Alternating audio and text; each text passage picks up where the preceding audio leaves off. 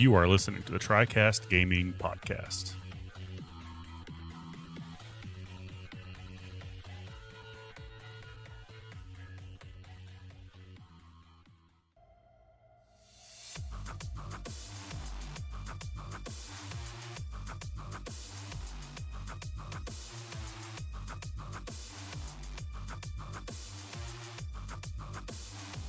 Greetings and welcome everyone to episode number 2 of the Tricast Gaming Podcast. I am your host, Philip Keeney, and I am joined, as is customary, by Mike Martinez. Hello. And Adam Garcia. Hello. Each and every week, we get together to channel our virtues through the Triforce to provide you all the latest news and general thoughts from the mythical world of video games. We are new and largely doing this of our own entertainment, simply because we love video games. If you like what you hear, please consider leaving us a like and a review on your podcasting app of choice. If you really enjoy it, or you're my mom, I'm still your son, thanks for supporting me! Please consider sharing on social media and the like to your friends. You can find us on Twitter at Tricast Gaming P1 and on Facebook at Tricast Gaming Podcast, or finally our website, TricastGamingPodcast.com. Pretty easy to remember. Everywhere we're at, Tricast Gaming. All right, everybody. Before we get started, I saw this on Twitter earlier. Sports are coming back, but they're coming back without fans because we're still in the middle of all this coronavirus stuff, right?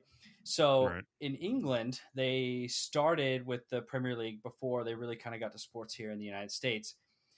Over there, because there's no crowds there, they thought, well, that would kind of sound lame on TV. So they started trying to pipe in crowd noise.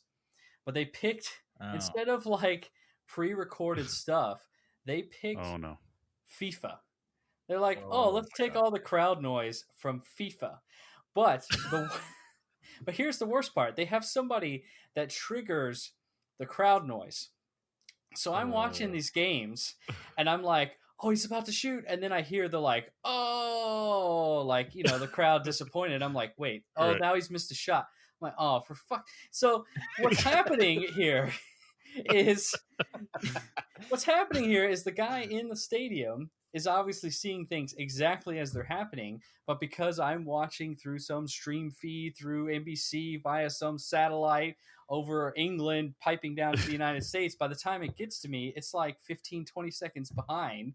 And so I've already known that he's missed the shot or he scored the shot before I even actually see it. So I had to start muting it, or I found if you go through NBC Sports app that you can get like a natural sound, so all you hear is what's in the stadium and the commentators instead of this stupid crowd noise. But yeah, that annoyed me. But I saw another one earlier on Twitter today. Baseball started up, and so instead of having these empty stands, they're putting these graphics over the stands to simulate people in the crowds. And some people like are entering these competitions and they're getting their face on there so they can be seen in the stands. But the one I saw earlier today is the camera pans as the batter's walking back to the dugout, and the graphic doesn't stay on the stands, and so like all you could see is the bottom half of this guy walking and the whole crowd popping over him. I'm like, oh man, they really need to figure this out. This looks really dumb. I don't know why they thought, why just leave them empty? I mean, the baseball stands are always empty anyway. Every time I watch a game, there's hardly anybody there. I mean, you're just taking a few people up. Yeah, unless it's playoffs or something. But there's no one ever there. Yeah, I mean, I liked what the Premier League did in terms of the crowd. They had these big banners and stuff like that, or pictures of fans on a TV screen. That's kind of cool, but like they didn't try to superimpose everything onto the stands. I saw another one in MLB the other day where they had a picture of a giant baby right behind home plate. And I guess it bothered the pitcher so much that he refused to throw another pitch until somebody was able to get this off of the superimposed. I don't know. It was weird. I don't know. I don't like it. They need to bring fans back as soon as is safe. But it's a bit strange. I don't know. It's really funny though. Go check out the MLB fans graphic that they're putting onto these stands and see what's going on out there. It's wild. What about you, Mike? Crazy. Did you see anything funny these past couple of days? You tell me about a TV show or something. Yeah, there's this weird game show on Netflix called Awake where people like, I just kind of have a rough idea of what it's about, but essentially people like go in a room, count as many quarters as they can within a set amount of time. I think it's 24 hours. I could be wrong, but they got to count as many as they can in that set amount of hours. And whoever has counted the least gets kicked off. I believe there's like 4 or 5 contestants.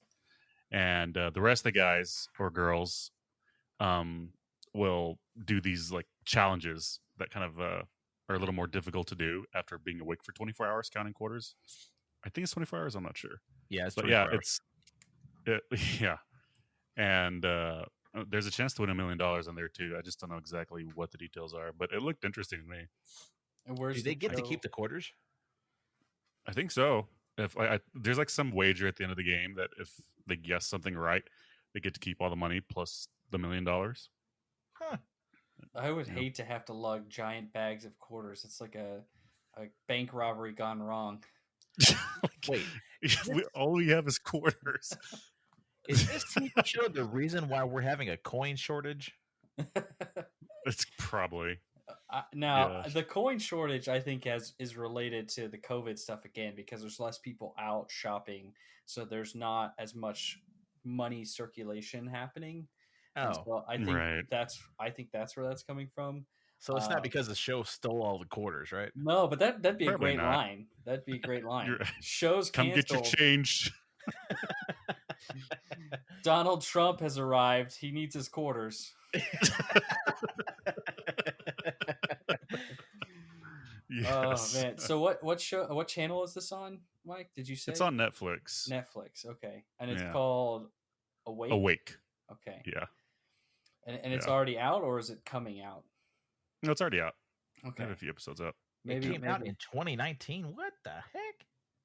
Yeah, I just recently found out about this from another podcast I was listening to, and I was like, "Oh, this looks interesting." So I looked it up. I'm like, wow, interesting. I would actually kind of like to be a contestant, because at work, I have to count parts sometimes, which are like little screws, and I've mastered the ability to pick up 5 at a time with my fingertips. Like, I'll know exactly what 5 feels like. So I think I can do the same thing with quarters.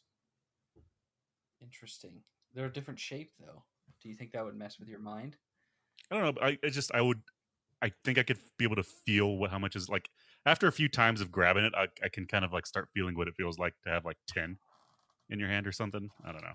Also, why do you have to regularly count screws at work? What's the deal? Because I'm pulling parts for other jobs. So like some require like 1,000 of these tiny little like PIM parts. And I just have to pull them for other jobs that we have to do. Are these jobs not worked locally or something? You can't just have a common stock and let people come grab what they need? I am the people that come grab what we need. Very well then. I'll accept the answer. Well, I'll have to maybe go check that out after we get done recording. But Adam, I saw, I think I shared it to you. I saw there was some news about your Bill and Ted 3 movie. Yeah. Week. It's actually going to be released both in theaters and on demand. That's exciting. Now you don't have to go get COVID just to see your great movie. But that was half the fun. Well, I wasn't going to die to see it. That's true. But I also did see something interesting on Twitter. Apparently it resurfaced. Like it was released 4 months ago, believe it or not. You know that image that I shared with you guys? I dug a little bit deeper, and apparently on Space Jam 2, not only are we going to see the Mask, Joker, and Pennywise, we're also going to see Voldemort, the Bandit, and the Wicked Witch of the West in Space Jam 2. This sounds like somebody's trying to give kids nightmares. I think so. And a lot of people like, I looked at the YouTube video, and a lot of people are saying this is the end game for Warner Brothers.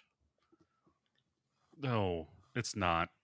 Yeah, it's not. No. I mean, it's not, but it's just it's going to be a terrible train wreck. It's probably going to make the new version of Charlie's Angels look good. Well, hang on. So you're telling me that Elmer Fudd can't have his shotgun anymore, but we can blast kids with Pennywise, Voldemort, all these other evil, crazy-looking characters? Is that what you're telling me right now? That's the rumor. Oh my gosh! You know, I love Space Jam as a kid.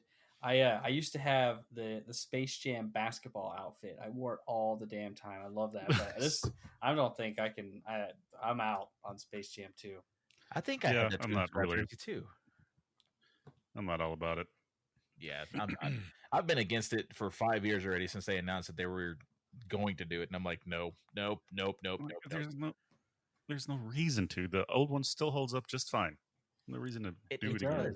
And and honestly, I'm not a basketball person whatsoever, but I know the difference between Michael Jordan and LeBron James. Oh, maybe that's what it is. Since LeBron James is it, and he's supposedly like, a Satanist. Maybe that's where all this is coming from. Probably. He's a Satanist? Right. I don't know. That's if you get real deep into the deep dark, you got to go Twitter webs. Deep. Yeah. There's this whole thing, this whole conspiracy that like a bunch of people in Hollywood and whatever are Satanists, that they're actually all worshiping the devil or some weird shit, man. It's it's the internet. There's some strange conspiracies out there, but this can't help it, surely. Yeah, surely not. Right. Okay, well guys, we are a video game podcast, and as much fun as it is to talk about LeBron James worshiping the 666, maybe we should get into video games. Before we do, though, just a little bit of housekeeping. Remember, if you want to send us questions, you can shoot us a DM on Twitter or on Facebook, and we'll check those out and we'll integrate them in the show as best we can. I looked several times. Nobody has reached out to us yet, so we're definitely hoping that some people write in, and we'll read out what you have to say on the show. Number 2, last week we did a special episode dedicated just to the Xbox Showcase. Please go check it out. We went deep into everything Microsoft announced at their, we'll call it the Xbox Game Pass Showcase. Hint, hint, for something coming later in the show. And number 3, just as a reminder, we're going to release the show every Friday by 9 p.m. Central Standard Time. So that's when you can check us out. Apple Podcasts, Google Podcasts, and Spotify. If people start writing in and they have other places that they prefer to listen to their podcasts, just let me know, and we'll try to get it anywhere else people like to see their podcasts. All right, so let's get into our typical first topic, all about video games. What are we playing? So normally I like to pass this to somebody else, but I think Mike, we're gonna talk a lot about Grounded. So before I pass it to you, I want to point out a couple games that I was checking out this week. I was going through Game Pass, trying to find a couple different things on there that looked interesting. And so I found these two, and I tried them out. So I want to talk about them a little bit. The first one is West of Dead. So West of Dead is a ISO view cover-based twin-stick shooter. I know that's a lot of buzzwords, but essentially it's not top-down. It's more of an isometric view. Think like Diablo. The idea is to move cover to cover, and then you're using the 2 sticks to shoot your guns, to aim and shoot your guns. The art style is like a comic book art style. It looks really good. That's what drew my eye to it. That, and it's narrated by Ron Perlman of Hellboy fame. Oh, nice. So it's got a lot of interesting narration through it. Now, the part that really snagged me on this, I only played about an hour, is it's a roguelike. So you start out in this saloon, and you start moving through levels, and when you die, you lose everything, and you go back to the saloon and you start again. that's not really my type of game. I don't like to feel like I wasted time. Now there are some upgrades that you get that you do keep. So eventually, I guess you'd be strong enough to move on. But like I got to this first big boss on like level 2, and he hit me like twice, and I was dead. And I was like, well, I just wasted an hour. So, but it's developed by a group called Upstream Arcade. That's just 4 people. They used to work for Lionhead, which Lionhead, I believe, were they the Fable They did Fable. developers? Yeah. Yeah, they were the Fable guys. So it's 4 guys that used to be at working on Fable. They started their own studio, Upstream Arcade. This game launched on June 18th, so just about a month ago, a little over a month ago.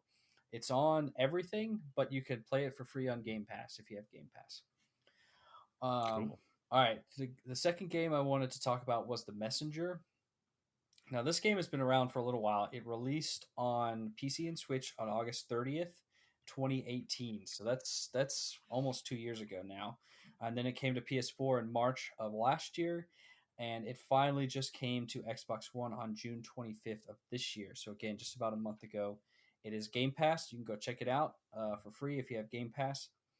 It comes from a studio called Sabotage Studio. This is their first game, and it was published by Devolver Digital. But this game, I mean, for a first game, I mean, this game is really, really amazing. It's inspired by Ninja Gaiden. So you play as this ninja dude, and it's a side-scrolling 2D action platformer. The first half of the game is all like 8-bit graphics, and then halfway through the game, it turns into a Metroidvania in 16-bit graphics. So it's got this little shift that goes on halfway through the game. But it's like the controls are really tight. You have a lot of precision over what you're doing, and it does get kind of difficult, some of the platforming. The combat is very much like one directional. You could swing your sword in one direction, forward or back only at one time. It's very much like the old NES Ninja Gaiden games, and the soundtrack. Oh man, the soundtrack is so good. I really like the soundtrack. I got a couple hours into this game. I'm having a lot of fun with it.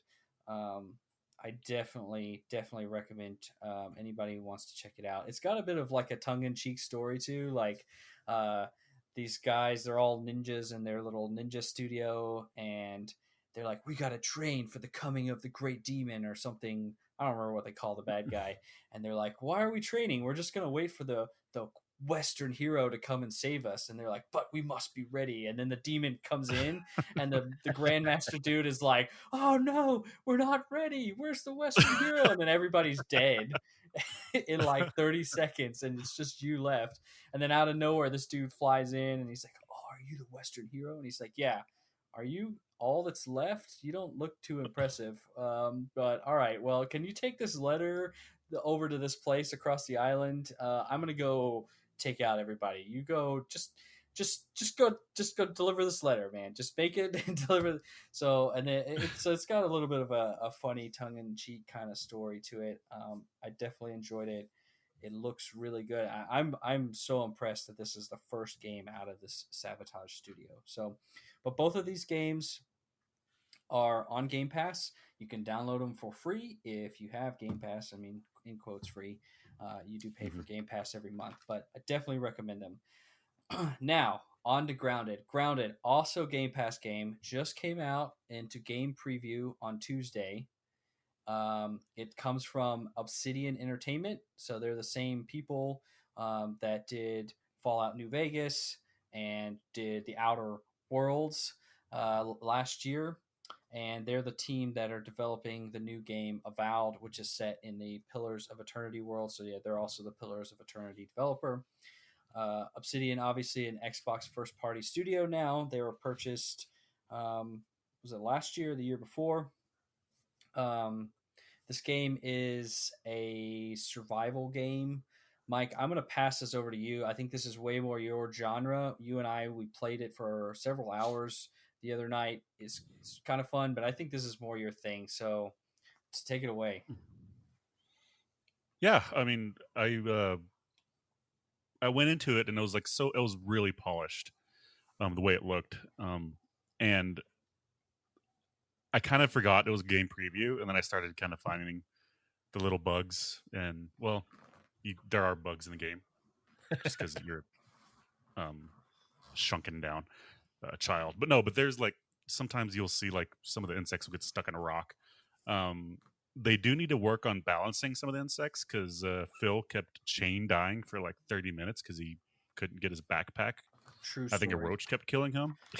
Goddamn. But roaches. I kind of I should have expected it because it's a game preview and they're testing the waters on like how to adjust difficulty, and I think they kind of like overshot it on purpose. That way they can. I think it's better to like nerf the insects than rather than like buff them, just because like people had already been used to them being easy. Like what the hell, this ladybug takes a shitload more hits to kill.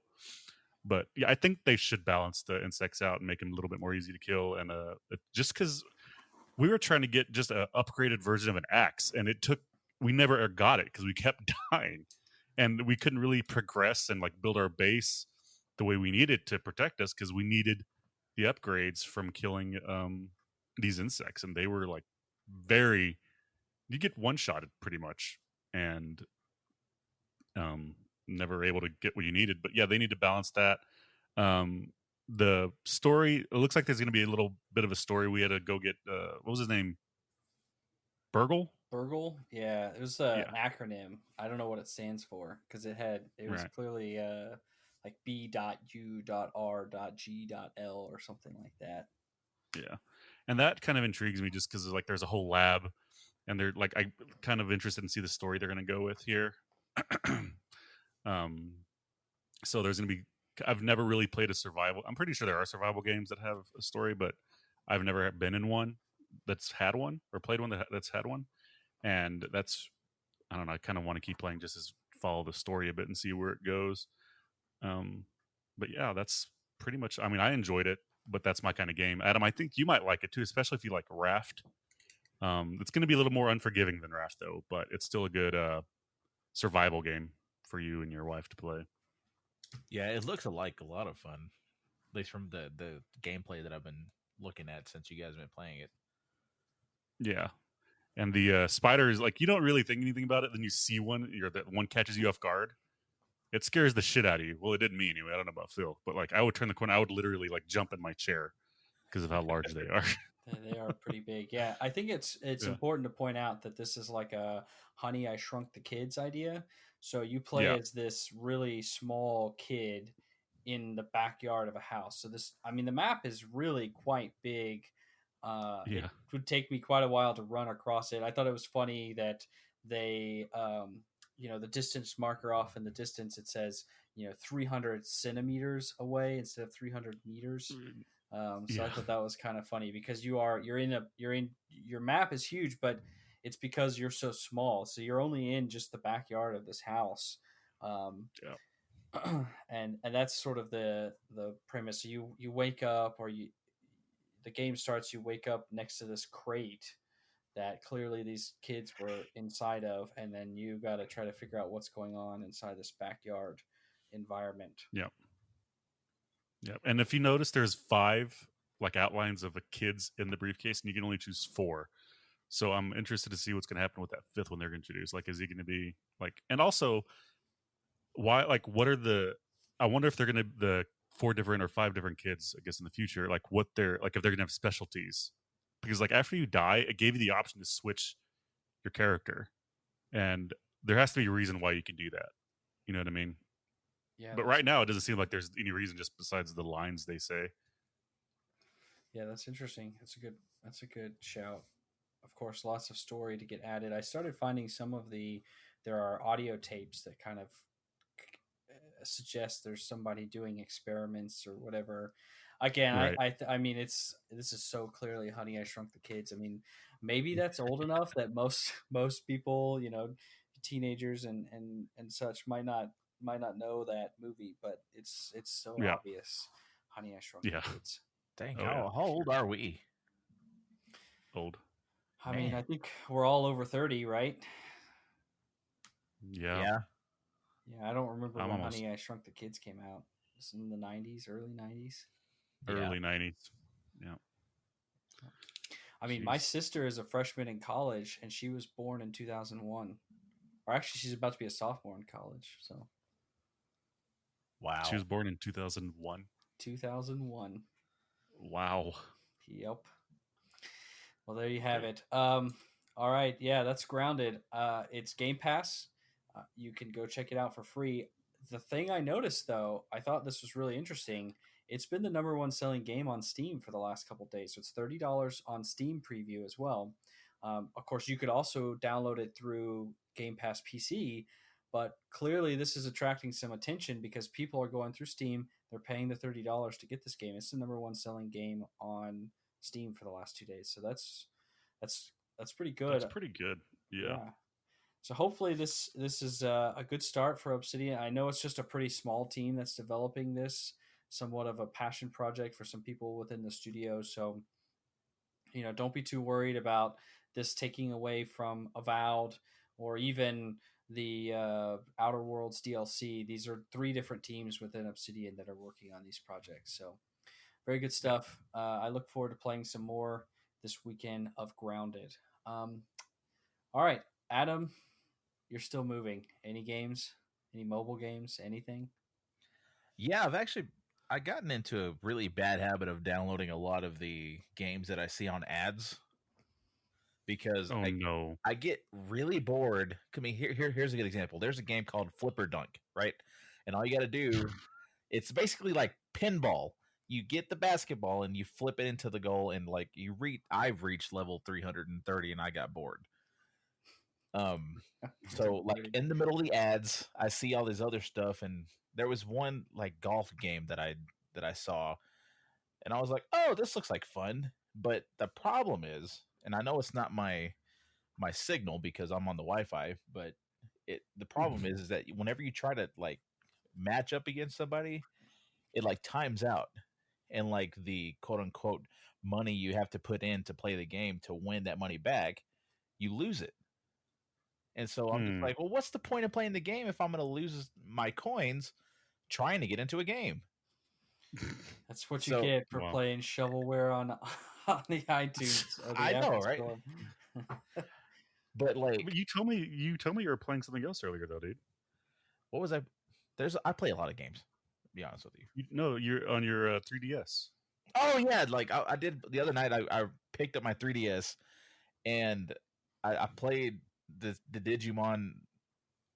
I forgot it's Dawn. I forgot what the actual title's called, but there's a Dawn and a Dusk. I was playing Dawn, and I really missed how I was able just to play that game with no interruptions.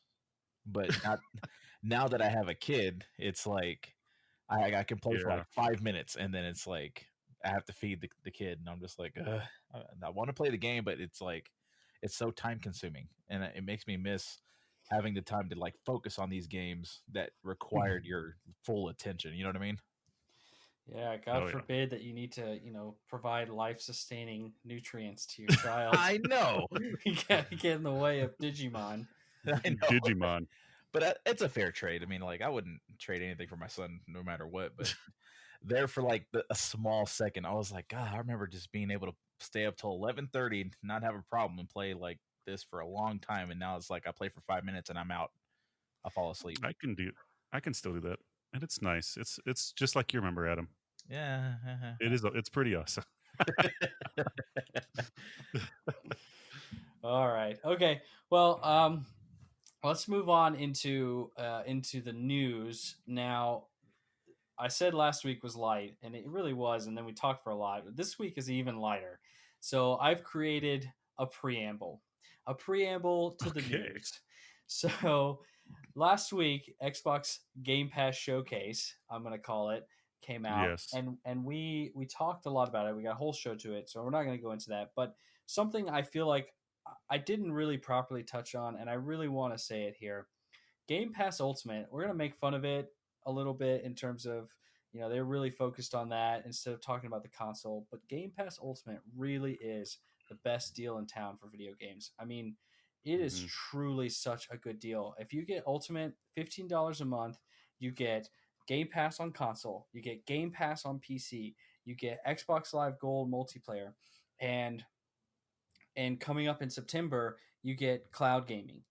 So, I mean, you get all this stuff. There's over 100 games on Game Pass, and the PC and the console games are not always the same. All of the Xbox first party studio games launch day and date there.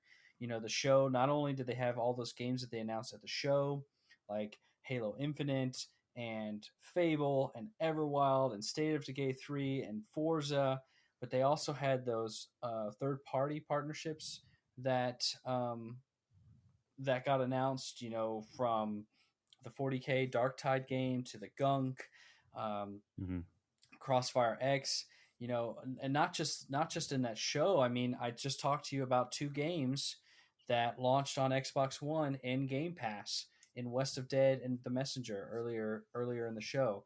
So there's lots and lots of value there. Lots. I mean, I think you can play Fallout 76. So there's big publishers featured in there too. Games that aren't that far behind us in terms of. It's not just old games. Is what I'm trying to say. If I could speak clearly. So I want to say that, you know, we might give the show a little bit of a hard time because they didn't really give us a reason to buy the console.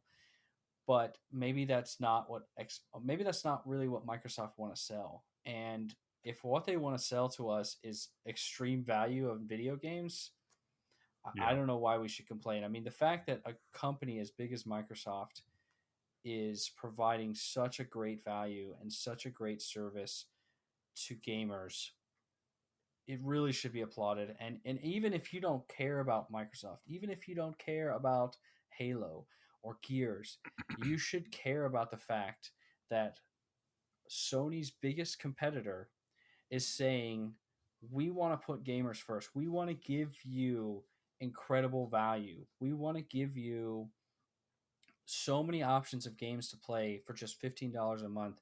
It's going to put eventually, if they can really hit some of these new first party games, it's going to put Sony on a back foot. And right now, Sony just does not have an answer to Game Pass. And I don't think they have any plans to have an answer to Game Pass right now.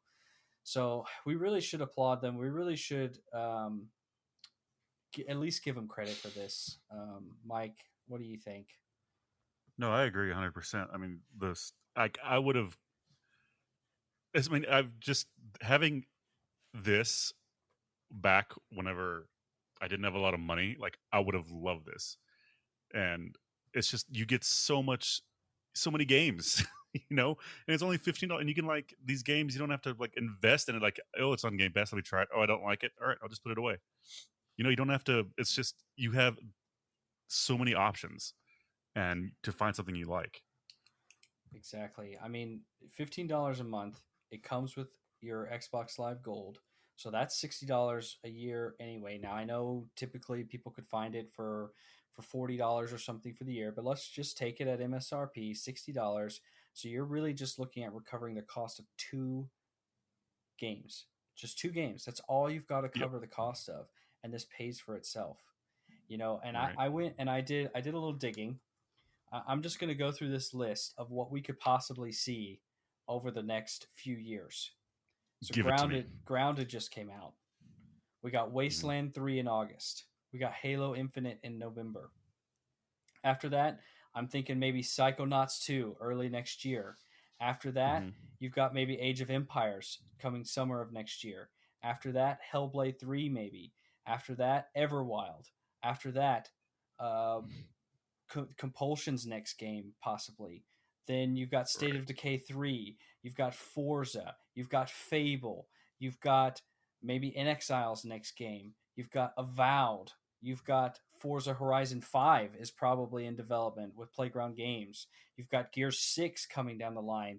And then whatever the initiative is, that is, if I laid this out, that is potentially a new game every quarter of the year from now until early 2024 from That's Xbox insane. first party studios, all launching day and date in Game Pass. That's insane. And I mean, I said this to you earlier, Phil. the Game Pass will only be as good as Microsoft, as long as Microsoft continues to support their first party studios. Because like as soon as like stuff starts slipping there, the value might not be there anymore after a while. So as long as they can keep supporting their studios, this could be great for them. I mean, I want to invest in Microsoft, but I can't afford the $200 for the single stock. So yeah, but it's going to be great. Yeah, I 100% agree, and you know, you've got PlayStation. They have their service called PlayStation Now. I think it's $10 a month. They have a bunch of games in there. They have a lot of PS2 and PS3 and PS1 games, and there's some PS4 games in there, but they're not putting their first party games in there. So, you know, I think they said that's just weird to me that they wouldn't do that. I mean, I think for now they think that they are selling enough copies that they don't need to. That they're selling enough consoles, that they're selling enough copies of their games, that it doesn't make sense to them to do so. But I mean, you've got 110 million PS4s nearly out there in the wild, and I think they were celebrating a couple million people in PlayStation Now. You've got about 50 million Xbox One consoles, and I saw an article at the end of April that they had crossed 10 million subscribers to Xbox Game Pass. So they've got I mean, there's a massive difference in the attach rate of Game Pass on Xbox and PlayStation Now on PlayStation, and I think it's clear that it's because of the value of Game Pass and of them putting their first party games in there. Like you said, Mike, as long as they keep supporting it there with good quality games, you know, that's gonna be the winning ticket for them. All right, Adam.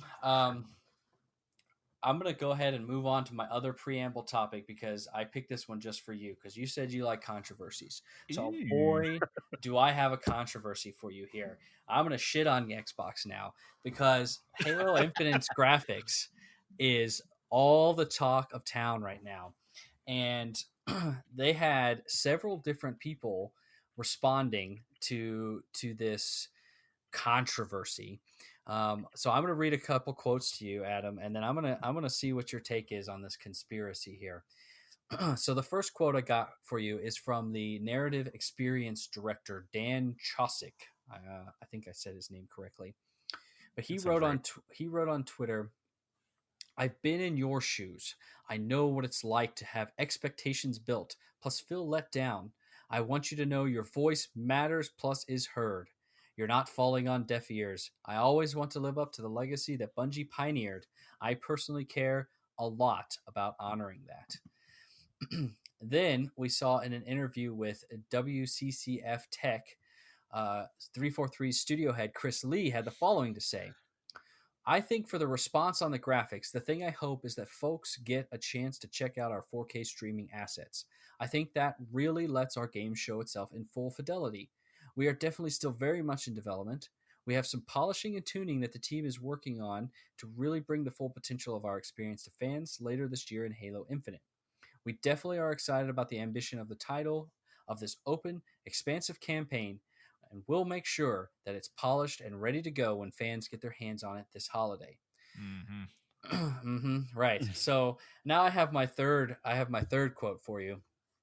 And this, quite honestly, ends in my favorite line, and this is where I really want to rip them to shreds. But here you go. We've got Xbox Games marketing head Aaron Greenberg on Inside Gaming. He says, "I mean, listen, we're in the middle of a global pandemic. It's July. We're far, far from holiday. You're seeing a work in progress game. With that said, you probably watched the stream in 1080p. So we have put up a 4K 60 frames per second on-demand stream. I'd say go back and look at that in-game 4K 60. It's very hard to show the full power and graphic fidelity of the Xbox Series X that we will be able to deliver for you over a stream." He goes on to say, "The other thing I'll say is this. It is a work in progress. So what you're seeing today, we see build check-ins every week, and they make progress week after week. So between now and this holiday, it's just going to get better and better. With that said, I thought it looked great. I thought it sounded great. I have also looked at it in 4K, so that makes a big difference. I'd encourage you to go back and look at that in 4K and trust us that when you play it this holiday, it's going to be a visual showcase for Xbox Series X. I give it to you, Adam. I don't believe a damn thing he said with any of that. Like, honestly, this is my biggest problem with this. Like, if you are advertising something, Sonic the Hedgehog is a perfect example. If you advertise something a specific way, and that's basically saying, hey, this is what we're offering you, give us your money. And then when people bitch and complain about it, it's like, oh wait, you don't like it? Yeah, I guess we could fix it. So to me, this is saying, oh, we weren't gonna. If you didn't say anything, we weren't gonna fix anything. We thought it was ready. You know, that's the way I'm reading all this. Like that. Like does this guy ever? Yeah. Has he ever played any of the games? Like, is he actually a gamer? Yeah, I think Aaron Greenberg, he is. I mean, he seems to in general be a fairly genuine guy, but man, I don't like this. Trust us that when you play it this holiday, it will be a visual showcase. Yeah, it's going to be a visual train wreck from what I'm reading on this. It's funny because like I haven't played a Halo game in forever, so like I thought the graphics looked fine. Like this looks great to me. Like the last game I really played on Halo was like Halo 2 on the original Xbox, and like yeah, this is a huge upgrade. And then I'm like, okay, maybe it's not a huge upgrade, but I mean, it looked good to me. But like the graphics in the little, what do they call it? Those little videos that play inside the game, like the little cutscenes. Cutscene, there you go. Yeah, that looked great. And then when I saw the gameplay, I was like, oh, it kind of looks like the first one, but being cool. Like, I mean, the enemies looked a little bit better, but like I was kind of expecting more, a little bit, honest with you. But like at when I first saw it, I was like, oh, this is cool, awesome. But looking back at it again, I was more impressed with the cutscenes than I was with the gameplay. Yeah, I think the game in motion actually looks fairly good. It's when it slows down and you take screenshots of it and you see the texture detail in models that it starts to fall apart. Yeah. Right. I mean, it's like back in the day, like going back to a wrestling game, like whenever I would play a WWF Attitude, like back then I was like, oh my God, this looks just like Stone Cold Steve Austin. And then you play the next game and then you go back to it and you're like, oh my God, I said this looks like Stone Cold Steve Austin. What the hell was I thinking? Yeah. Now, do you think that there is that we should give them some leeway about we're in the middle of a global pandemic? I mean, I read that this demo was put together for E3, that they originally expected this to be for E3, and that they put this together back before a lot of the COVID stuff started. Do you think that we should give them some slack for that? I mean, yeah, we probably should, but at the same time, using the pandemic, it just kind of seems like they're just using it as an excuse. Yeah, I mean, it's because if they were going to show that at E3, then there was not, when they were planning that, there was not really a huge pandemic issue right? Yeah. Am I thinking that of my timelines correctly? Yeah. So like this is what they were planning on showing. Like they didn't make this. They made this in their studio. They weren't doing this at home, right? Is that what I'm kind of understanding here? That's true. Now, of course, E3 would have been about the first week of June, so it would have been, it would have been sooner than this Xbox showcase, and they would have had to have something done by a certain date. Now, I could see them saying, well, considering that we want this game to launch on time and we're going to have a serious setback in terms of going to work from home, that we're not going to try and make another demo here and we're just going to stay with what we had. Yeah. Right. I mean, it's tough. I mean, honestly, they led their show with it. They hyped it up all week leading up to the show. It disappointed, and you can't just gloss over that. But at the same time, I feel like you have to allow a little bit of management over the studio. I mean, if their leads are saying, look, we can either launch on time or we can make a better looking demo for this showcase in July, what would you pick? Right. Yeah. I mean, that makes sense. If I was the lead on the team, that I would make the choice of, we got to get this out alongside the Series X. I mean, that's priority. Yeah. Yep. So I don't know. I think it's all very interesting. We'll see what releases this holiday with Halo Infinite. But for now, it continues. I think my favorite part of this is the meme of the brute that's doing the rounds. Yes. Okay. I will say this though, that if it's anything like what happened with Sonic the Hedgehog the movie, these guys are probably going to say something in the nature of, "Hey, we're having to rework a lot of this stuff, so it's going to cost more money. So please support the game and buy the game." Like I think it's going to cost more money. They just may delay it if that's the case. Well, yeah, but it's still going to cost the studio more money because they're going to have to use manpower to up the quality on it. So it's going to. I honestly feel like we're going to see them take a loss on this financially.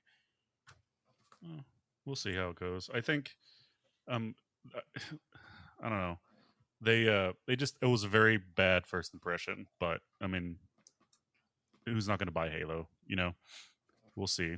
Yeah, we'll see. I think it'll still be a good game. You don't have to buy it though. Game Pass. Yeah, Game Pass. That's true. All right, that's true. So, as much fun as it would be to sit on the brute, Craig or whatever they named him forever, I'll just say one last thing. Digital Foundry did a pretty interesting video about lighting in that game, so go check it out.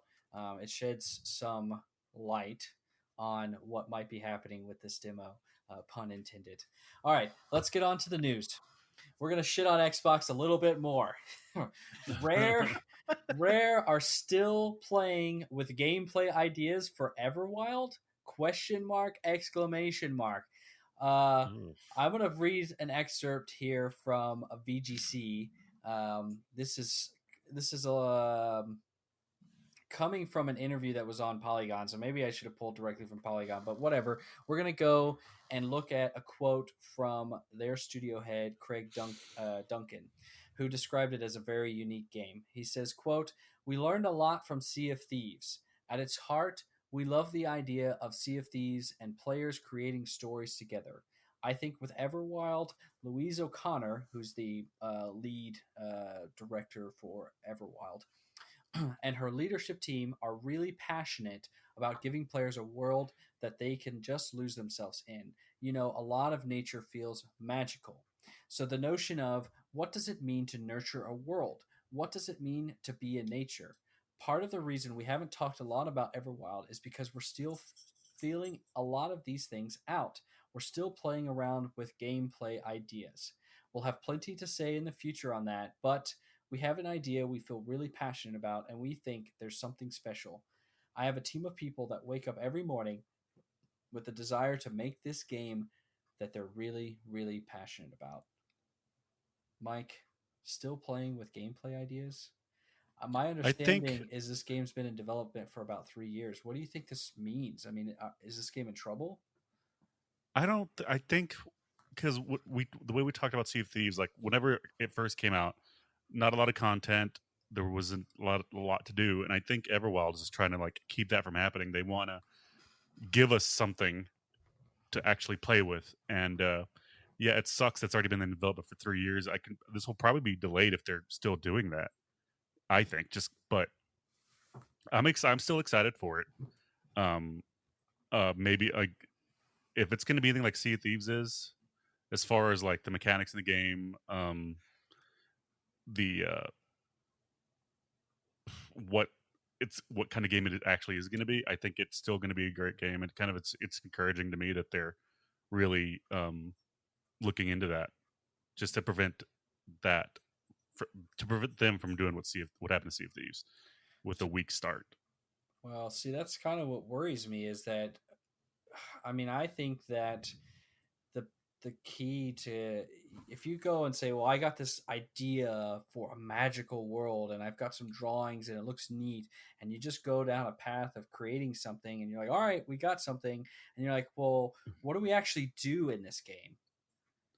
Yeah, I can see why that can be worrying. That's a little worrying to me. Adam, how about you? Yeah, it's worrying to me too. Like, there's only so many things you can do before you have to just throw your hands up and be like, you know what, we just need to finish this. And it just kind of seems like they're just trying to do too much. It could be doing too much. I don't know. Maybe they're trying to play around with different ideas of quests and types of things that you can do, or maybe they're looking at rep in game and skill trees or something. I don't know. I'm gonna be hopeful. I was thinking that maybe this game was sooner than they were letting on, since it had been in development for a few years already. But I think we're pretty nailed on not seeing this before 2022 at this rate. Yeah. Right. Yep. All right. Well, I don't want to be too hard on them. I'm gonna be hopeful for now, but yeah, I'm a little concerned with them still playing around with gameplay ideas.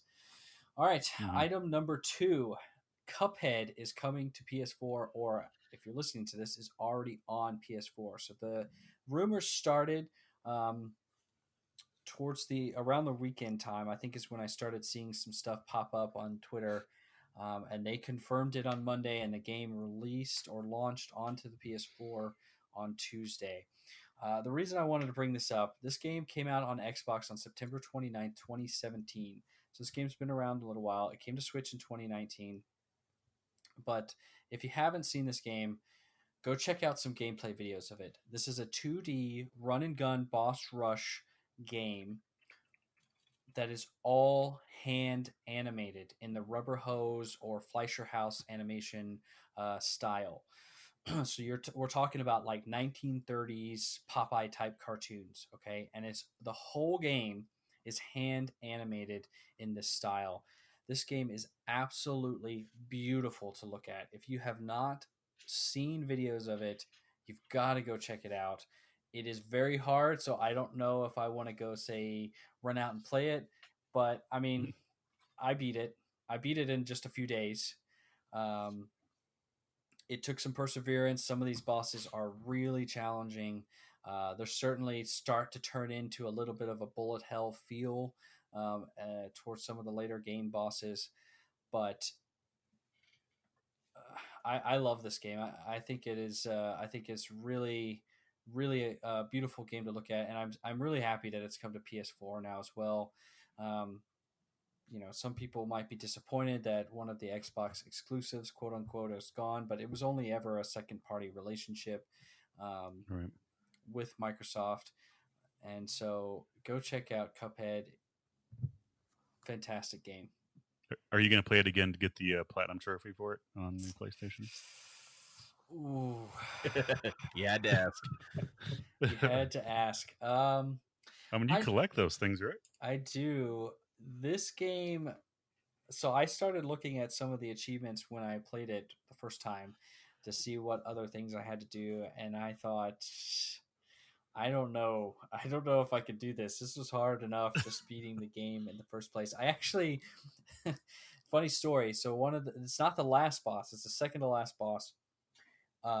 You have to fight King Dice. He's like the head of the casino.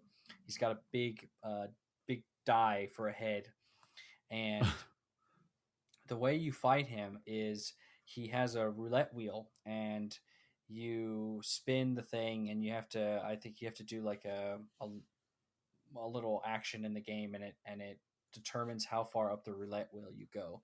So potentially you could end up being on this roulette wheel for a long time, but each square represents a little mini boss. So there's 9 mini bosses on this roulette wheel, and you have to get through. I think the minimum you can do, if you do the dice roll of the roulette wheel correct, I think the minimum is like 3 or 4 of these mini bosses that you have to fight before you actually get to King Dice himself. And when you get to King Dice, what he does is he plays out these cards, and the cards kind of look like the soldiers from Alice in Wonderland. And they march across the screen, and you have to actually bounce across them. But to bounce them, you have to time your little parry attack just exactly right as you're bouncing across them. But not every card is one that you can bounce on. And so, I mean, I would get to King Dice and I would die almost instantly. And I was starting to get really, I was like, maybe I can't do this. Maybe I just cannot beat this game. And I actually found a cheat that his hand, when he flings out the cards, doesn't go all the way over to the far side of the screen. So if you get into if you kind of understand what he's doing and you watch him carefully enough, you can predict which side he's going to shoot the cards out from, and you just hightail ass over there when you see the cards come out, and you just hide in the corner, and you don't have to do anything. You just hide in the corner. You can't get hurt. There's no way you can get touched. And then once he finishes shooting the cards across, you run out, shoot him in the face for a little bit, and then run back over to the side. And that's the only way I could beat it. So I don't know. Platinum trophy. So you cheesed it. I cheesed it, man. But I figured it out myself. So I mean, I'm going to take credit for it. I got through it. Right on. But Cuphead, go check it out. All right, I'm going to move on. I'm going to go ahead and move on to item number 3. Ghost of Tsushima is the fastest selling new Sony IP. So we talked a little bit about this game last week and how well it was selling over in Japan, but now we have word that it is Sony's fastest selling first party IP, original IP. So from Ungeek, following reports of the game's great sales in several countries, Sony has finally announced the opening 3-day sales for Ghost of Tsushima. In just 3 days, the game sold over 2.4 million units worldwide, making it the fastest selling first-party original IP debut from Sony. This record was previously held this generation by Horizon Zero Dawn, so a good generation for Sony. Back to Ungeek, the news of the game's success was announced recently via the official PlayStation Twitter. For reference, here's a list of the 3-day sales records of select PS4 exclusives, all from this generation. The Last of Us Part 2, which we also talked about last week, 4 million units. Final Fantasy VII Remake, 3.5 million units. Marvel Spider-Man, 3.3 million units. God of War, 3.1 million units. And Ghost of Tsushima, 2.4 million units. For reference, Horizon Zero Dawn took 2 weeks, and it was the previous fastest selling first-party exclusive. Wow. And it took 2 weeks to get to 2.4 million units. So great success. Sony are selling a lot of first-party games. Goes back to what we were saying about PlayStation Now. Right. Wow. I watched some streamers play that, and like I so badly wanted to PlayStation just to play this game. It looks so good and fun.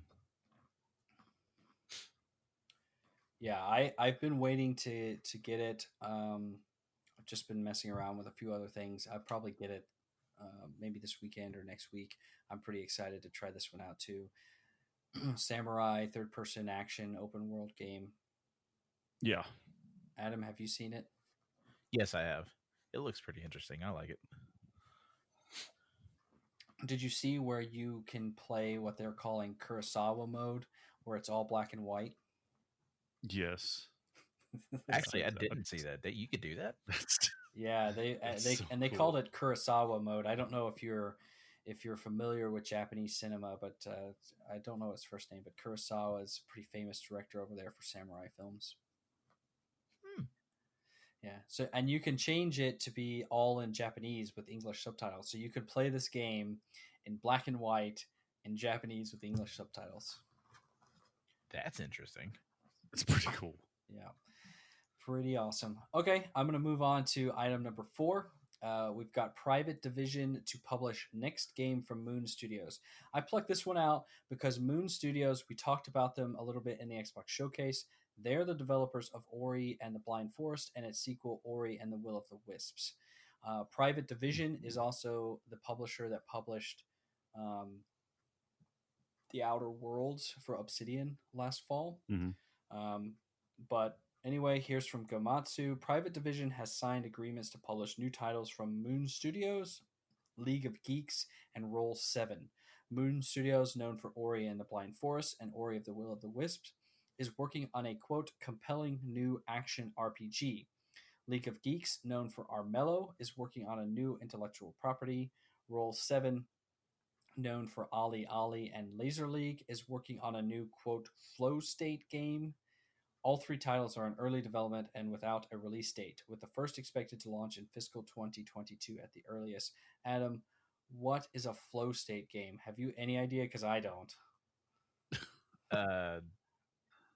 No. He's like, I have no idea.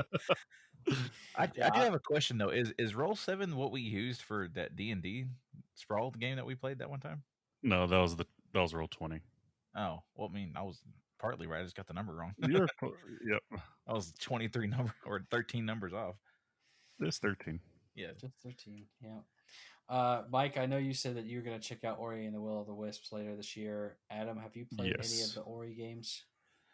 I haven't played it personally, but I have seen that been played on Twitch a lot, which I mean, it looks interesting. I like it. Yeah, I don't want to get too far into this because I think at some point later in the year we'll probably do a games of the generation as we get closer to the new consoles, and this will definitely be in my top 10. Ori and the Blind Forest, that is, will definitely be in my top 10. So we'll talk more about it there. I'm excited to see whatever Moon Studios comes up with next. Some people are disappointed that Microsoft never purchased them and that they're moving away from being a first-party exclusive game. I'm not too worried. I want more people to play Ori. It's on Switch already. Mm-hmm. It's not just on Xbox. And I think for Moon, this is good. Moving on to do their next thing. Working with Private Division, they're a good publisher as well. So should be exciting to see whatever they come up with down the road. Okay, number 5, we're going to talk about FIFA 21 because for God's sakes, why? I love FIFA. So they have announced some new career mode details, and I'm pretty excited about this. So from Push Square, perhaps the biggest improvement is the introduction of the interactive match sim, which allows you to monitor match data and make adjustments on the fly. It isn't as detailed as Football Manager, but the twist is that you can hop into the game at any time, taking direct control of the action on the field before hopping back out. Similar to the MLB The Show's March to November mode, you can choose to control the big moments like penalties and free kicks. So, okay, hold on, wait. Let me ask a question. Okay. So it's like this career mode, because I've never played this game. I'm just trying to understand. Okay. It's like you kind of like simulate the games. Is that like, and then you can pick and choose what games you want to actually play the game. So you can play, or you can choose to simulate. You can play all the games or sim all the games or a mixture of them. That's how it's been in the past. Career mode is like you start out as the manager of a club, you make the transfers, you play the games, you win the trophies, you bring your success to Arsenal Football Club because that's the only way that they're ever going to have success right now is in FIFA. Yeah. But I find this really interesting because sometimes, I like to sim some of the matches in the middle of the season because the season does get kind of long. Mm-hmm. There's like 50 games and halves are like 4 to 5 minutes a half. So like, to get through a whole season, you're talking about, I don't know, what's the math on that? You can get maybe 5 games in an hour. If there's 50 games in a season, you're talking about, I don't know, 10 to 15 hours minimum to get through a season. And that's like, if you're just fucking nailing it, like, but there's no way that you're really good. But I like this idea because sometimes I want to sim games, but like you have no control over, like if you just lose the game. And so I kind of like the idea of being able to sim it and jump in, in the last 15 minutes. So you can add a bit of challenge to the game too, make that epic comeback or whatever. So this looks pretty cool. The next item, going back to Push Square, there's also depth being added to player development with the right schedule. For example, you can transform a plucky right back into a devastating right winger, and you'll have control over how you want your entire team to train in between games. It's important because you'll have to micromanage fitness, ensuring that your key players peak at just the right time. So what this is getting into is in the career mode, you can also develop players, young players, by picking the trainings. And again, you can sim the trainings or you can do the trainings yourself. They're little mini games within it. I always sim them. But what this is saying is that you can actually start to change players' position, which I think is adding much more realism to the game. It's very common in real life to see players actually change position. So I think this is a really neat addition as well. Finally, transfers are also being tweaked with the addition of loaned to buy options. And if you choose a more financially constrained club, you can activate a financial takeover option that will effectively provide you with direct access to Roman Abramovich's account number and sort code. So you guys probably don't know who Roman Abramovich is. He owns Chelsea Football Club. He's also a Russian billionaire, oil oligarch guy, bit of a shady character, but he likes to just throw his money around in real life. So I guess they're tapping into that in the game. Although that's not really new. You've been able to do financial takeovers for a while now. So I don't really know why they're highlighting this, but the loan to buy is pretty cool. That's a very common thing in world soccer right now, where you borrow a player from a club for the season. Like you make an agreement with them where you pay their wages and they come play with you for the season. And typically they're followed up with buy options. If the player settles in well at this new club, then the new club can buy them at the end of the loan. So it's kind of cool that they're adding in, again, just more realism into the career mode. So I'm pretty excited about it. I know you guys don't give a flying fuck about FIFA, but I have some questions though. I have a question too. Okay. Hit me with it. Go ahead, Adam. Is there a way you can play the guys that pull the injured players off? That way you can kind of have the option to teabag? Oh, for the love of God, Adam. So I miss, actually, back in the old day, you used to be able to turn off cards and stuff like that. So you could just go in and just wreck people. And eventually you could injure them and they'd have to go through their subs. And then they'd have no players left to sub, so you could injure their players slowly off throughout the game. That was brilliant. They should bring that shit back. But no, that I would think make the game interesting for me to play right there. I don't think they have that anymore. Oh my gosh. Okay, my question is like the career mode. Is it just the one season, or can you play like infinite seasons in the game? Like, I think it's pretty. Or do you start over? No, I think it's pretty. I don't know if there's like a cap to it, but certainly you can develop new players. And I haven't done this in a while, but 1 year, I don't know, probably back in college when I was really into it, like I got to where basically there weren't any of the real life players left, which kind of was lame. I was like, I got to start again because after about 10 years, none of the real life players are left. I don't really want to play with Terry sandbagging Lee in my starting 11. Wow. Okay. I was just curious. Okay. I will move on from FIFA and go to our final news topic, which is Marvel's Avengers beta dates have been announced. So before I get into this, Marvel's Avengers is an upcoming game from Crystal Dynamics. Crystal Dynamics were the developers of those new Tomb Raider reboots, which were really good. This game is obviously it's based in Marvel's universe.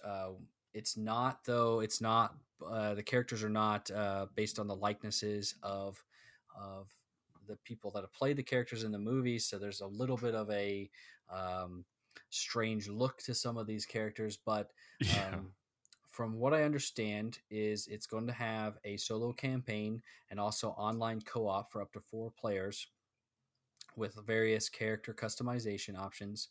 You'll be able to play missions as all these different Marvel characters: Thor, Hulk, Captain America, Iron Man. So really get you into if you're a Marvel person, really get you in and playing as these characters in what looks like for graphically, it looks pretty good looking game. Now, I will say that there have been a couple of, they've called them War Table live streams, where they've actually shown some gameplay and gone through some of what you can do in the game. If this game is interesting to you, you should definitely go check it out. It looks like kind of third person. You're going to have missions. You're going to have single player missions. You're going to have co-op stuff that you can do. Maybe kind of a little bit like a Destiny, but as Marvel characters. I don't know. It could be a fun game for us to play together. I really need to go check out those videos, um, see a little bit more about the game. I kind of Right. let myself get a little less hyped about it because of some of the commentary I've listened to when they first announced the game back at E3 of last year. Um, so maybe I'm a little jaded by it, and I have no reason to be. I should go check it out myself. But this is what this game is. They announced their beta dates. If you've pre-ordered on PlayStation, it's August 7 through 9. The open beta on PlayStation and the open beta the open beta on PlayStation and the pre-order beta on Xbox One and PC is August 14 through 16. And then the open beta for all platforms, August 21st through 23rd. Either of you interested in this game? I am. I was kind of like you with the losing the hype over it. I mean, actually, I wasn't really hyped to begin with after I saw the initial. Like, I don't know, just seeing the likenesses, kind of like, wow, this is not the Avenger. These are not my Avengers. These aren't them. And then like, but I'm still gonna give it a shot at the during the open beta, just because I just kind of want to see what they do with it and how they tell the story and what the co-op will be all about and what the single story campaign will be about and how that will work between, like, I mean, are you going to play as all throughout the story, or are you going to be able to switch like you would in Final Fantasy? That's like that turn-based type mechanic, I guess. Yeah. I'm interested to see how they do it. What about you, Adam? I'm kind of curious to see what the online co-op is going to be all about, because if it's anything like the Dragon Ball Z online co-op, it was kind of a letdown. Like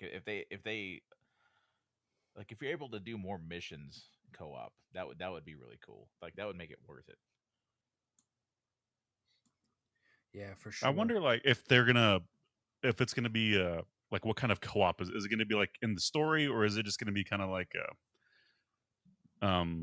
just certain like one-time things where you can just do this one thing, like the zombies mode, I guess. I mean, that wouldn't be in Marvel, but still, like something just like certain specialist type, like they did in Call of Duty Modern Warfare 2 with those specialist type missions where it's just a one-time thing. Yeah, didn't really have anything to do with the story.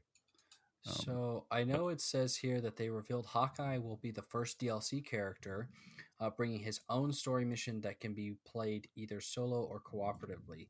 So I'm sure they probably actually said this, and we're just ill prepared on this topic. But Yes. it seems like maybe you could play the story missions cooperatively. They're talking about bringing new heroes, challenge rooms, and Warzone missions later on. So I don't know what these challenge rooms and Warzone missions are, but maybe that challenge room is like what you're talking about, kind of like the zombies mode, but for fighting those alien creatures that spew out of the sky. I'm gonna be honest, I'm not as well versed in Marvel Avengers movies as I am Star Wars, so you're gonna have to forgive my ignorance on what some of these things are actually called, but maybe that's okay. Maybe that's what you do. Possibly. Yeah. Maybe. Just but killing like Chitaris. Like I said, as long as it's not as limiting as what the Dragon Ball Z online co-op was, then it'll be worth it for me. Also, if anybody listening is thinking at this point in time, God, these guys don't know what you're doing, please write us. Tell us. Let us know. Yeah, for sure. I mean, I try to pick a broad range of topics here, and some of them are not going to be up everybody's alley. I do try to do a little bit of research on all these games. I tried to start watching this show earlier today, but unfortunately, I had to work. Yeah. Sadly, I have to work and work. Dang it. Yeah. Now, the one thing that I saw that kind of raised eyebrows for me is it says that pre-ordering Marvel's Avengers will also get you a free upgrade to PS5 or Xbox Series X version if you buy one of the upcoming next-gen consoles. Your save data and player profile will carry over, and the game will allow cross-gen play. So I think that's really cool. Cross-gen play, I've seen more and more developers saying that they're going to support that. But what I'm concerned about is they're saying if you pre-order, you'll get a free upgrade. So are they saying that if you don't pre-order, then you'll have to buy the game again? Because that's kind of shitty. That's pretty bad. Yeah. That is not cool. Like what? Yeah. Yeah, I don't know about you guys, but I basically don't pre-order games anymore. Yeah, I don't either.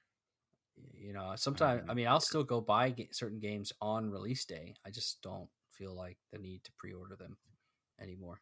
Right. Yeah.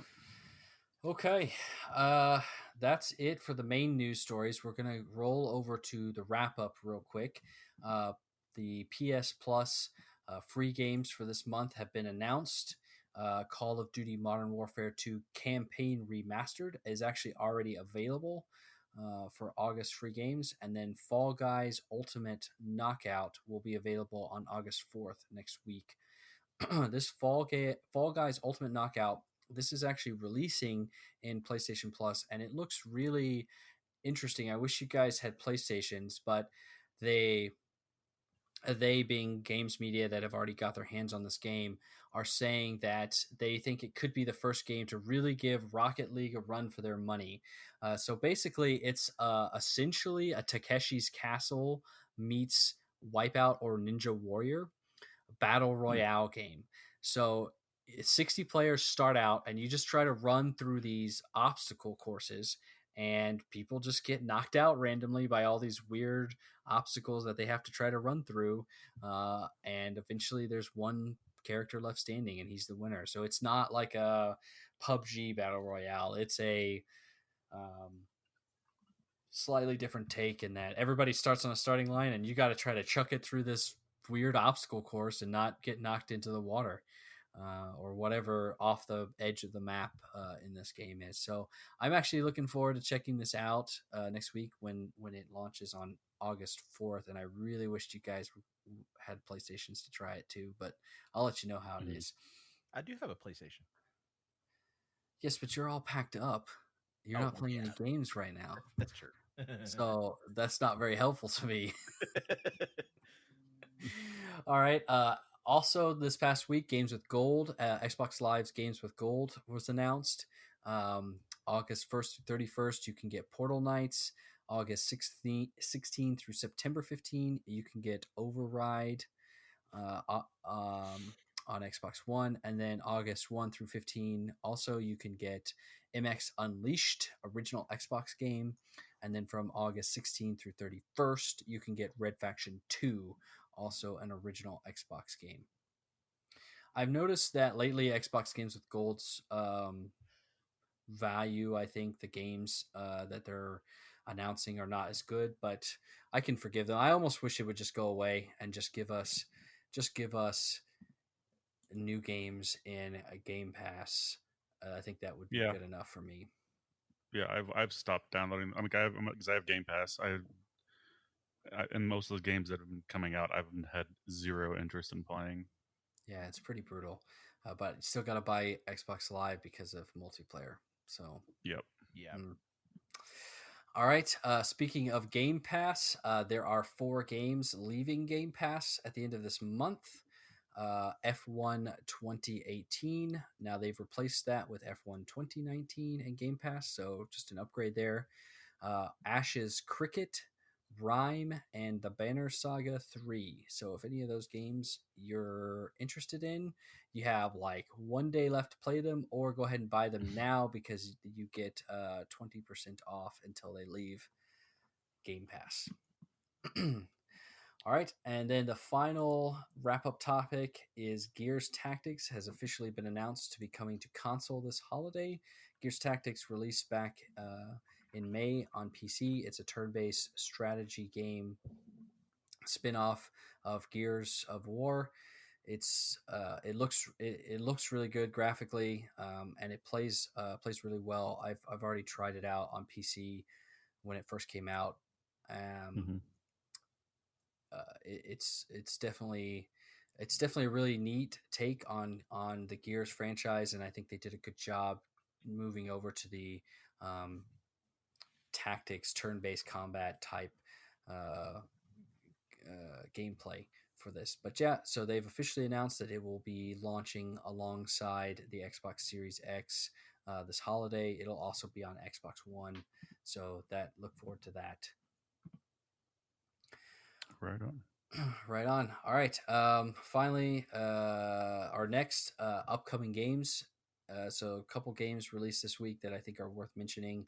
Grounded, we already talked a lot about. We don't need to spend any more time on it. And then Destroy All Humans Remake. Did either of you play Destroy All Humans way back in the day? What was it, 2004, 2005 when it came out? I actually did. I don't remember.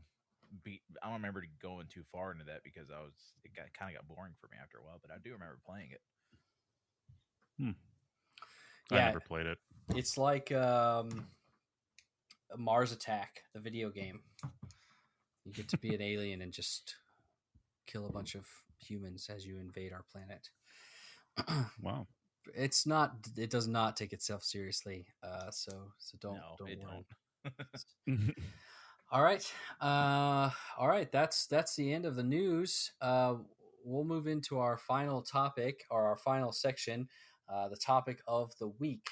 This week I chose What's Next for Next Gen. I thought that was a little bit of a clever title. You can laugh at me now. But the basic idea here, and I hope, Adam and Mike, that you got a lot to say here, because the news really took it out of me this week. But the idea here is, we talked a lot about the Xbox Showcase. We obviously hadn't started the show when PlayStation did their last show, but we kind of mentioned a little bit of what they were doing. What we don't know yet still is, when are these consoles coming out? They keep saying holiday, but what date? And what are they going to cost? So what's next for Sony and Microsoft? Do you think they're going to do another show? If you think so, when are they going to do it? What are they going to talk about? At the end of this, I'll do a roundtable and ask everybody when they think the release date is and what they think the price will be. So you don't need to worry about mentioning that in your little spiel here. But Mike, what's next? For Sony, I think I don't really have a Sony. I don't have a PlayStation. I don't know that console very well, but I think they need to find something to kind of find an answer to Microsoft's Game Pass, because that is going to really hurt them in the future if they can't find an answer of a good way to compete against that. Microsoft, again, their Game Pass stuff is going to be great. It's going to work well for them. I actually really like that service, and I love that they're pressing that service really hard. And like I said, hopefully they keep supporting their first party game studios, just so that way we can keep getting good quality games. But yeah, that's pretty much what I got. I think if they're going to do another showcase, it'll probably be late August to mid-September sometime, just to kind of build up hype for the releases coming in during the holiday. And has Sony done one already? Yeah, they did one in June, I think, was when they had their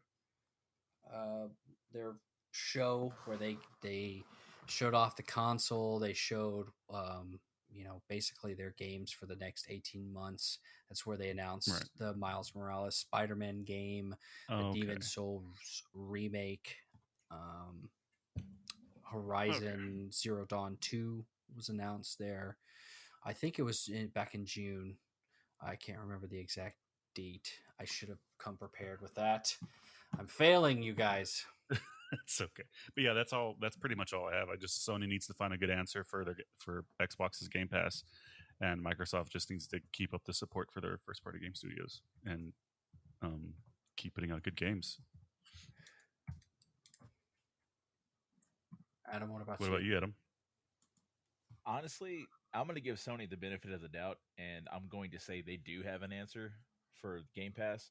They're just not announcing it. Like, they're not trying to hype it up because they want to make us think that they don't have an answer. Like, kind of like letting Microsoft do what they're going to do. Be like, oh, yeah, go ahead. Keep talking. Wait till we have our turn. Like that, I'm going to give them that benefit of the doubt. But you're right, Mike. If they do want to have a chance in hell, they do need to come up with an answer. Yep. But I think that's just gonna have to happen at another showcase. Like they just need to have another one. Well, I mean, they have PlayStation Now, so it's really just about whether or not they would add their first party games to that service. Yep. That's pretty much what they need to do and make them. I mean, and they're already great games. So they just have to add them to that service. Right, but I mean, looking at those sales numbers, do you think they need a service like that? Well, I think you need it. It's right now it's fine, but like as soon as Microsoft starts getting this momentum with the service they're providing, people are going to kind of jump ship. That's what I think. And they may go back for 1 or 2 PlayStation games, and play those. But I think Sony needs to. I think that's the future, and Sony needs to recognize that. And maybe Adam's right. Maybe they have an answer to put. Maybe they do put first party games in their service, but I don't know. We'll see what they do. So, just to clarify, the show was June 11th. That's when they did their show. And if you guys haven't watched it in full, I definitely recommend it. There's several Xbox games in there as well. Obviously, they don't say they're Xbox games, but you can tell which ones are not Sony exclusive. Adam, Mike mentioned he thinks maybe the next show would be late August or September, but they haven't announced a price yet or a release date. Do you think that they would do that outside of a show?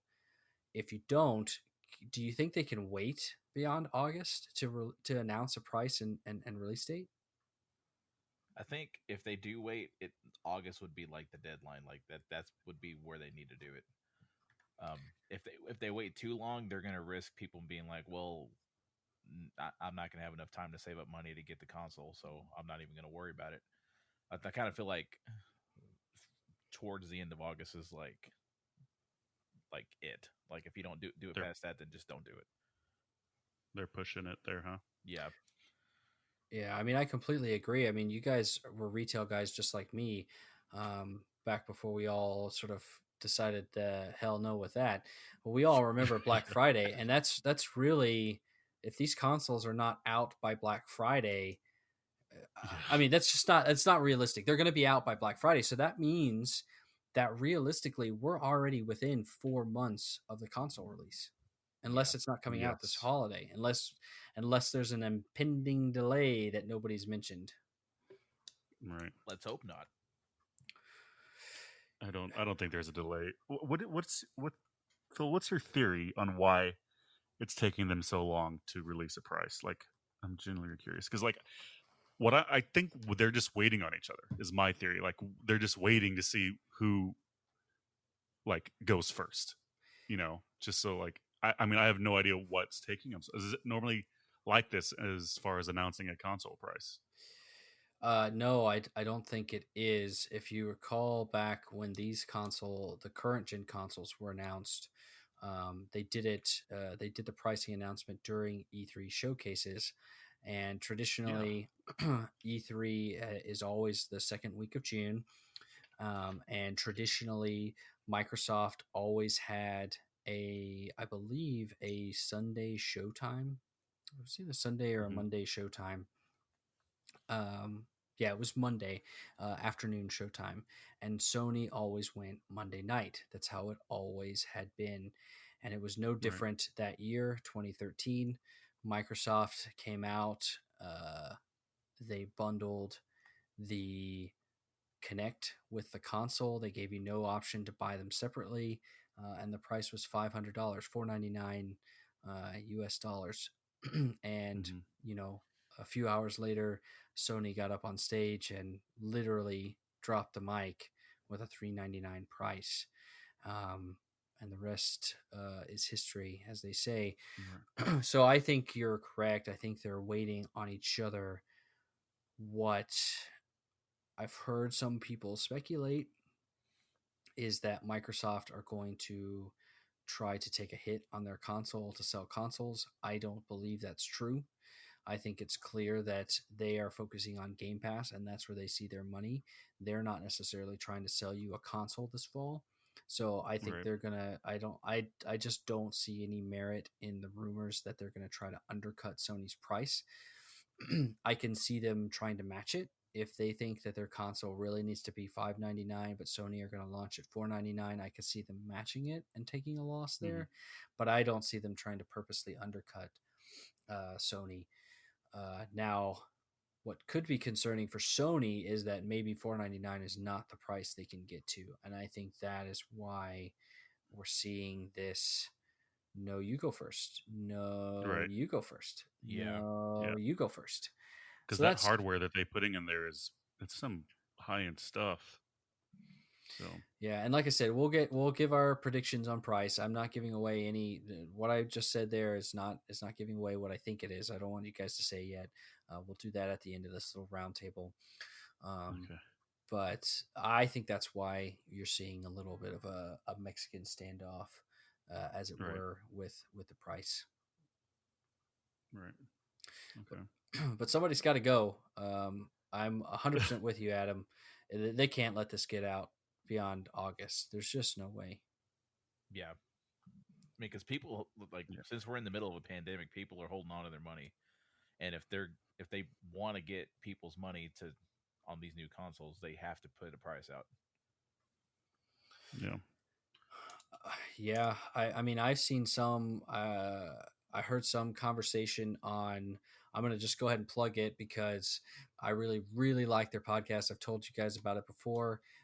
They were my inspiration for starting this, but Sacred Symbols. It's Colin Moriarty and Chris Raygun Maldonado.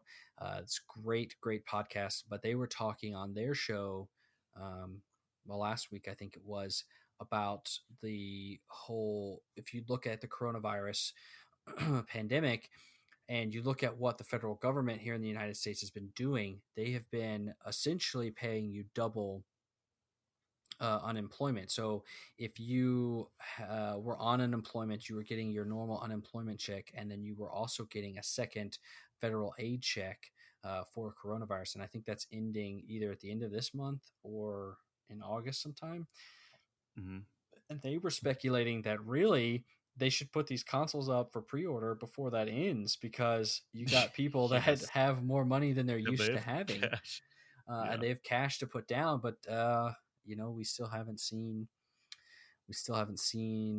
an announcement yet on that. There was, I don't know if you caught this, there was this crazy rumor that went out one day that Sony were just going to drop the pre-orders the week before Microsoft's game showcase, that they just out of the blue, 2:00 PlayStation blog post, pre-orders are up. And there was actually people lining up at stores to go pre-order this console on this rumor, and Sony were like, we don't know where this came from. This is not this is not happening. So yeah, certainly there is rampant desire to give money to Sony right now for a console. Mike, what about the UI and backwards compatibility? I mean, these are both of these things really for either console we haven't heard a whole lot about. Do you think that's something that they want to tell us about? I mean, would they do that in a show or a blog post? What do you think? I think it'd be better if they did in a show and actually showed you and kind of like explained their decisions behind what they've changed and why they changed it. And doing it with a show will just engage me more than reading in a blog post, and I hate reading, so I would actually prefer to watch a video. But I think doing a show would be better, just in general, just so that way they can walk through everything with you and kind of just show it off. Yeah, I'm in complete agreement with that, because like I'm a visual learner. I'm not too much of a reader, so if I were to actually see it, then I'll be more convinced than I would be about reading it. Yep. Right on. I mean, there is Xbox Gate, or not Xbox. Why did I say Xbox? Now it's totally slipped my mind. Gamescom is in August. I think it's like August 23rd. So maybe that's a place for either or both of these to do it. Although I don't think they're wanting to tie their name to a big show anymore. I think they like having their own spotlight on their own day. Adam, what about Xbox Series X or Series S in quotes? The rumored Lockhart codenamed all digital console. So Sony has announced a disc version and a discless version, so an all digital PS5 that they will both launch together this holiday. So currently Microsoft have only announced the Series X, but there's been a lot of rumors that there's a quote Series S or Lockhart as they supposedly refer to it internally. What are your thoughts on that? Do you think Microsoft really have something like that, or do you think they want to push people to the Xbox One since they're going to still be launching first-party exclusives there for the foreseeable future? Honestly, this is the first I'm hearing about that one, to be honest with you. I mean, it would be cool to have an all digital version of a console, because like even in my car, like I don't even have a CD player anymore because I'm just using my Bluetooth all the time. Like I don't have to worry about CDs or anything. It just makes it more convenient. But all about the convenience. Exactly. So, but it's at the same time, there is a difference between actually getting the disc and holding it in your hand. You're like, yeah, I actually have it. You know what I mean? Like it's right. It just makes you feel different actually holding the game in your hand. Right.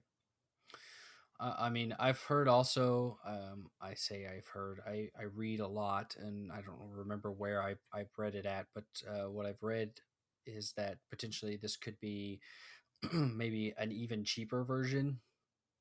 So it's all digital as well as maybe being geared towards 1080 or 1440 p TVs and monitors as opposed to the whole 4K.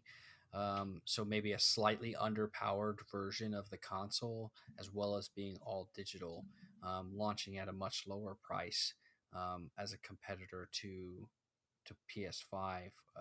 Would that be something that intrigued you, or would you say, nah, fuck that? I want the quote world's most powerful console that produces Craig the Brute. honestly, like as a consumer, I'm gonna go with the cheaper price, because if I have to spend like $500-600 on something that's more than likely gonna sit there for a long period of time whenever I don't have time to play it, then it's just gonna be just a huge waste. And out of convenience, again, it would make more sense to buy the cheaper version and just deal with the 1080p, and especially for those who don't have a giant 4K TV like most of us do. Like that's right. That's the deal breaker. Like if you don't have this stuff, then there's no point of buying or selling the 4K part to it.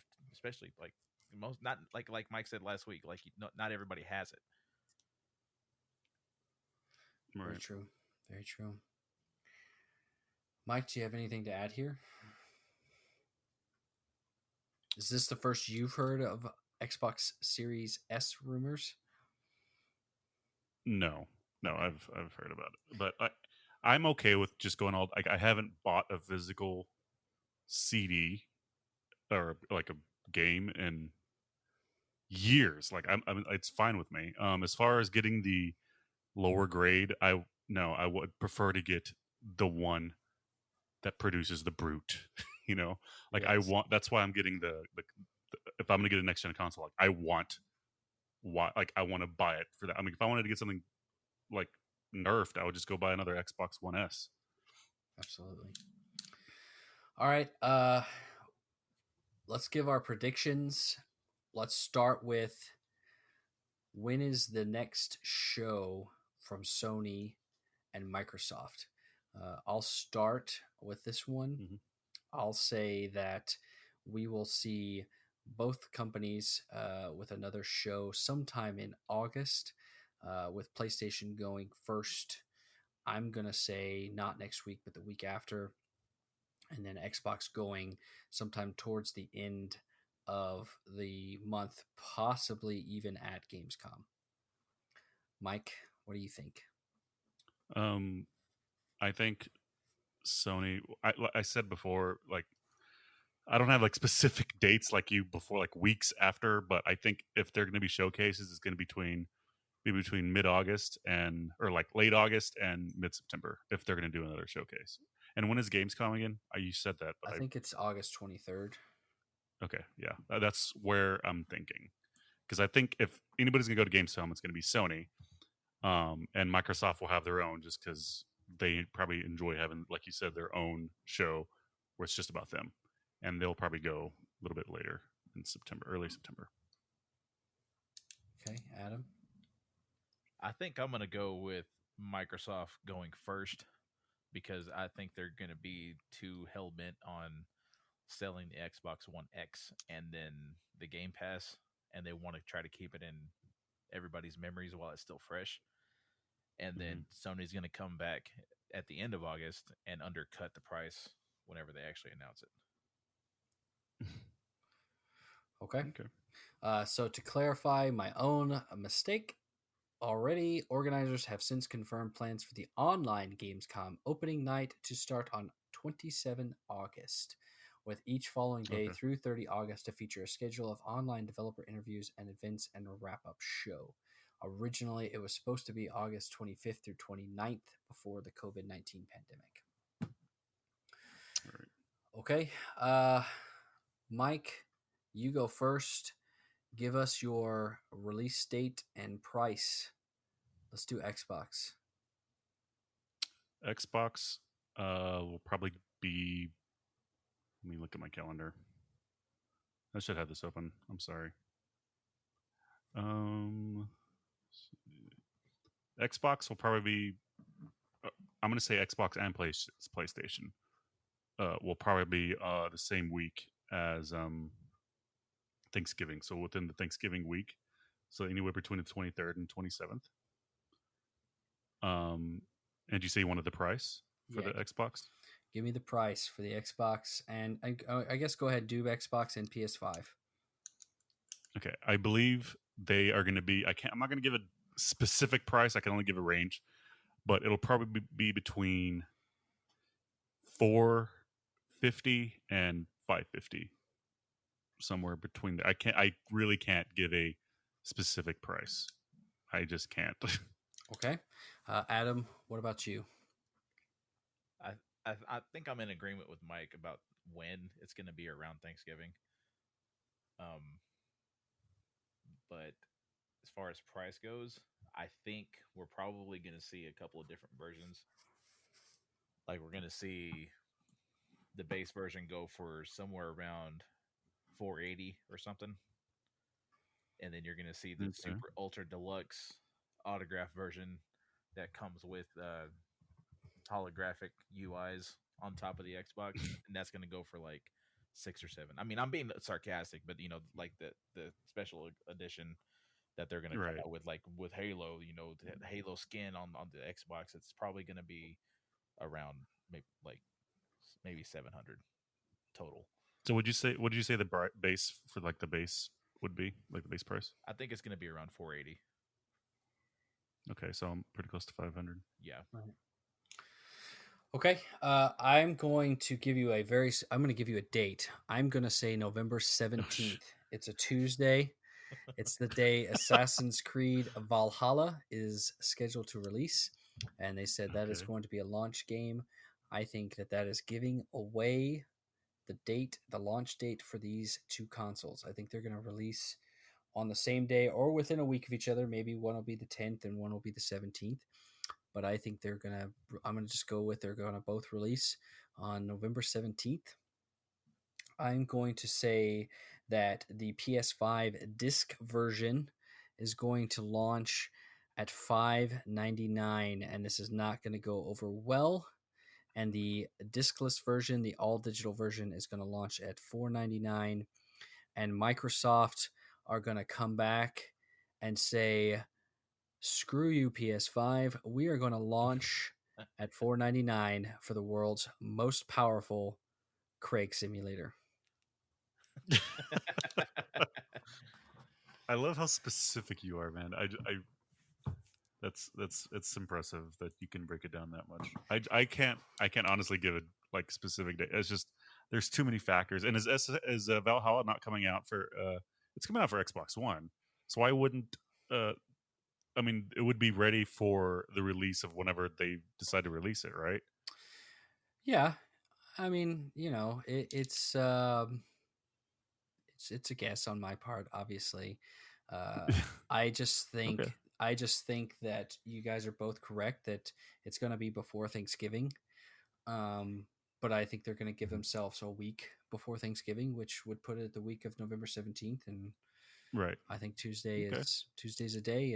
And I think Valhalla and the consoles are going to come out the same day. And that's what I'm going to go with. All right. I'm going to write that down that way. If you're right, I'm going to have me pick some lotto numbers based on how the stars are aligning. All right. You got it. You got it. Okay. Well, I think that's going to wrap us up for this week. We didn't do that much better for time, guys. We will get there. I promise. It was my fault with the preamble, but who can say no to a good conspiracy? Lots of Craig memes. All right. Thank you, everyone, for listening to the second episode of the Tricast Gaming Podcast. We hope you enjoyed it as much as we did. Remember to like, subscribe, review on your podcasting app of choice. And if you have any questions for the show, DM us on Twitter or Facebook at Tricast Gaming P1 on Twitter and Tricast Gaming Podcast on Facebook. We will be back again next week with episode number 3. Have a great weekend. Stay safe and game hard. Bye, guys. Later.